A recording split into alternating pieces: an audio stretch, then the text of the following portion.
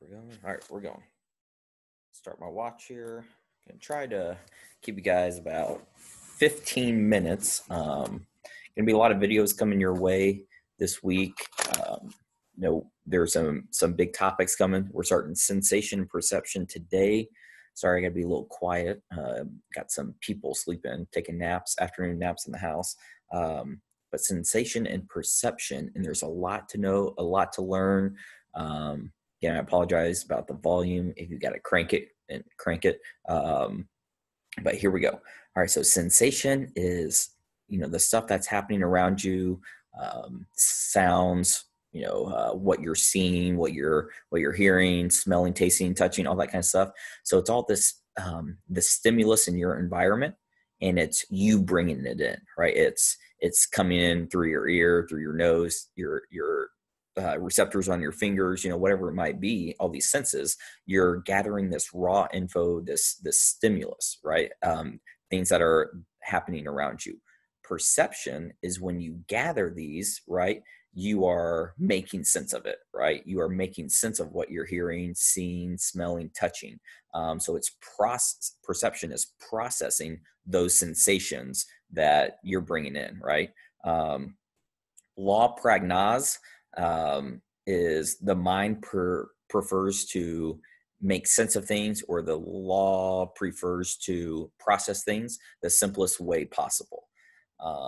And that's usually one sensation at a time rather than multiple at once. You're usually processing only one stimulus at a time and the simplest way possible.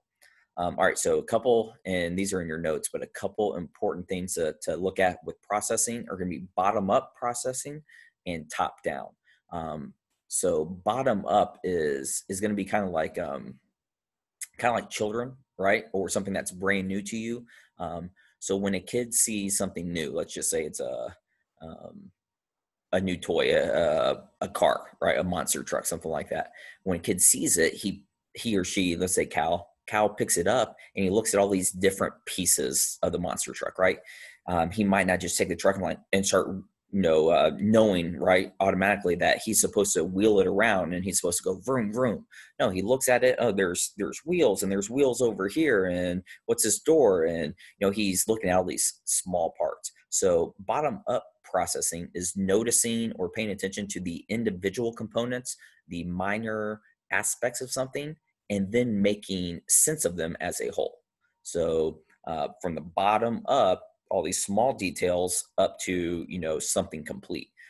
So if you wanted to think about a song, right, your favorite song, whatever you're listening to, you might notice the different components before you're like, oh yeah, this is my jam.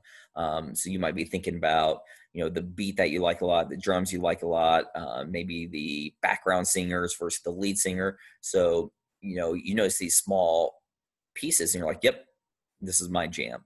Whereas the opposite is going to be top-down processing, where that's more where you pay attention to the macro, the big picture, right? You love the song, your head is bobbing, you're singing along, whatever, however you groove to music these days. And then you start noticing smaller parts, like, yeah, that bass guitar player is really good, or that drummer is hitting the cowbell really well. So it's seeing the whole before really paying attention to the smaller details. So bottom up, small details, big picture. Top down, big picture, then smaller details. Again, anytime you're talking about a whole, you're going to bring in Gestalt principles, or the Gestalt theory, in which the whole is more than the sum of its parts, right? Or the whole is greater than the sum of its parts. So again, a song, if you try to explain, your favorite song to your parents, and you're trying to explain individual singers, background singers, all these different instruments, it's not going to make sense. It's not going to be that great. So Gestalt is, yeah, there's a lot of stuff out there that are made up of a bunch of different pieces. A car. Think about how many different pieces to a car you have. If you had to explain like the importance or the value of your cell phone, how many different things you use your cell phone for. We've talked about songs, Callum's favorite toy, right? So the whole is greater than just the trombone player plus, the singer plus the violinist, right? It's everything working together to make that symphony click, right? So Gestalt, the whole is greater than the sum of its parts. Again, human body, you could think of it like that as well, right? Think about how amazing the human body is, or think about how amazing the brain is. It's greater than just those individual parts of the body or the brain. We'll get to attention. Without attention, our focus, perception is not possible, right? So if we are not fully paying attention to what we're hearing or what we're seeing, then we're not perceiving that, right? And we'll get into some of those subliminal perceptions and stuff like that later. But if you're listening to a song while doing homework, you're not actually multitasking. You're not doing both, right? Your attention is more one way than the other. So you might mess up the homework because you're paying more attention to the song, or the song might be playing in the background, but because you're paying attention to homework, you're not really processing exactly. You're not singing along and doing homework, right? If you are, you're messing up on one of them probably. That's why is texting and driving illegal, right? Because it's near impossible to do safely, right? You can't fully pay attention to both at the same time. I mean, it's just not going to happen. Let's see here. So without attention, perception is not possible. There's 100 different examples you could come up with that probably prove that statement is true. The figure ground attention theory, you can only perceive where your attention is. So again, something you are hearing, if you're paying attention to that, then you can perceive it. You can process that. The brain makes sense of it. But if there's a noise or someone talking to you or whatever, but you are more paying attention to, what you're doing on your phone, or you're more paying attention to watching something off in the distance, then you're not actually perceiving that sound. Does that make sense? You might be hearing someone talk to you. You might be hearing a song, but you're not perceiving it. You're not processing it. We might do some of this stuff in the live Zoom session on Wednesday, in which you can come up with some examples of that. But I'll use my wife as an example.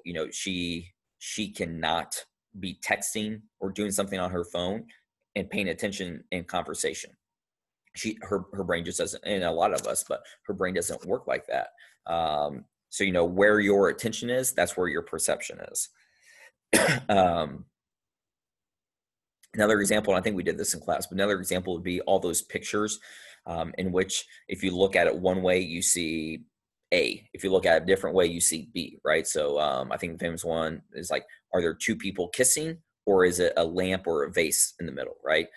Is it an old lady looking one way, or is it a young girl, looking the other? And depending on where your attention goes, you see either one of those. And we had a bunch of examples, I think, on that slide presentation.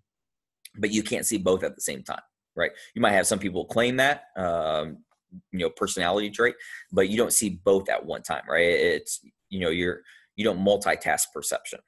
Transduction, that's going to be really, really important term to know. Transduction, process of turning environmental energy, so stuff happening around us, the sights, the sounds, the smells, the touches, right? So the process of turning environmental energy into neural energy, right? Where it's going through the hearing process, or it's going through the olfactory process, or it's going through the gustation process, vision process.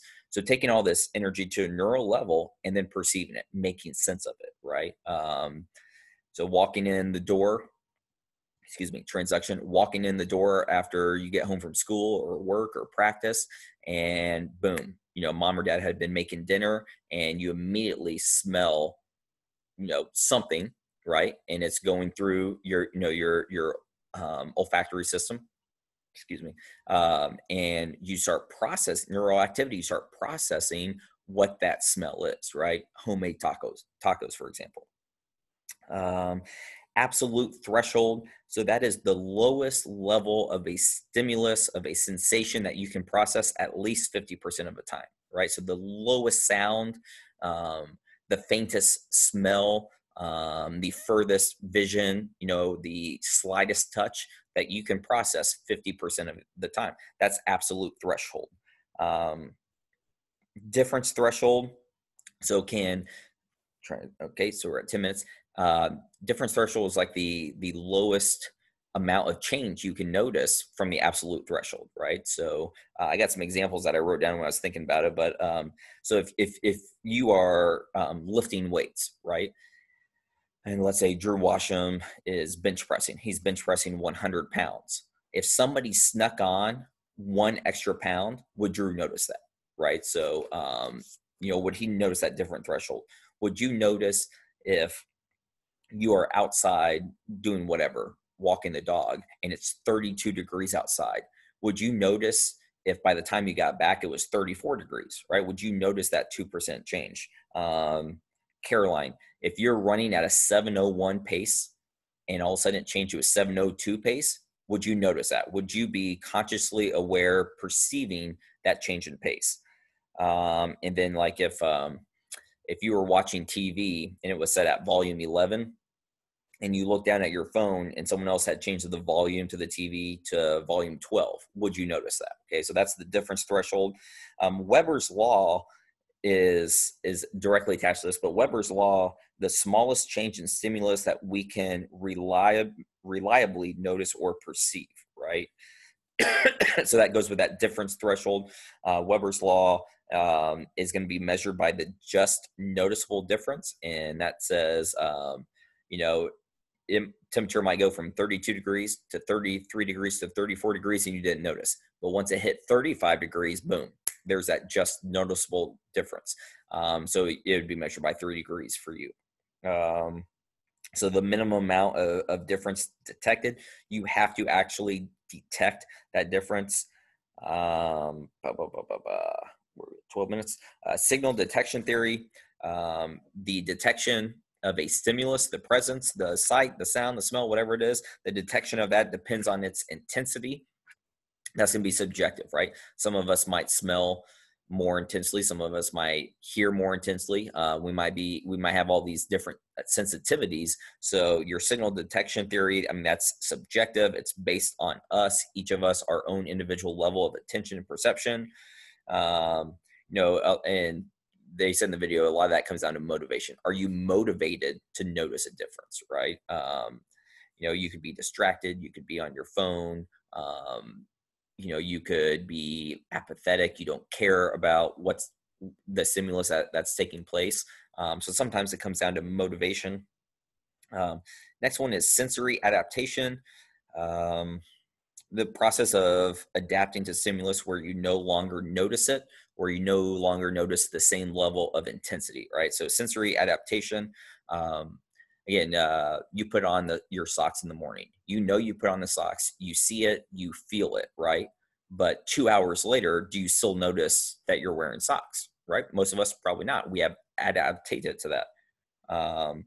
Cold, hot, again, do you notice a change in water, right? It getting colder or it getting hotter? I think this is a good one. If any of you guys have ever played sports in Decatur, as soon as you get to Decatur, you notice a smell. I remember playing soccer there in college, and it means like all warm up long, just being terrible. Like made me sick. I couldn't stand it. Swearing to myself, I'll never come back to Decatur. And 30 minutes into the soccer game, I don't even notice the smell anymore, right? So there's that sensory adaptation that, I became adapted to it. And the humming sound on the fridge, right? So as I was kind of typing up these notes beforehand, I remember as I was in the kitchen, I remember charging my computer and hearing the fridge kind of humming, making some kind of small sound, normal sound. And as I'm typing this up and I'm thinking of it, thinking of these examples, like I wasn't even noticing the humming of the fridge, right? Because I stopped paying attention to it. I shifted elsewhere. Next one is going to be sensory habituation. So the lack of reaction to a stimulus that you're familiar with. So the lack of a reaction to a stimulus you're familiar with. So people who are from Decatur, right, they have that sensory habituation because they are used to it. It's a habit, right? They don't notice that smell anymore. Employees in loud conditions, right? As they're hearing a lot of banging and really loud noises, if they were to go to a racetrack or something like that, you might think it's really loud. You might be covering your ears. You might be kind of squinting or whatever, and they're probably used to it, right? Even though they don't work at that racetrack, because they have a habit of being around loud noises, it doesn't bother them. Gunshots, people might freak out if they hear a gunshot. But if you're a soldier, right, and hear a gunshot, it might be a little bit more of a habit, right, habituation. Some people might react to whistles and yelling very sensitively, right? Whereas an athlete who might be used to getting yelled at or might be used to whistles, they don't have that same intensity with their reaction. I think I'm going to call it a video there. So we just went past 15 minutes. So that's just kind of your intro to sensation perception. Some of those things we'll come back to. Some of them are the exam review. But we will continue on vision and touch and pain and attention and all that kind of stuff. But all right, guys, take some notes. See ya.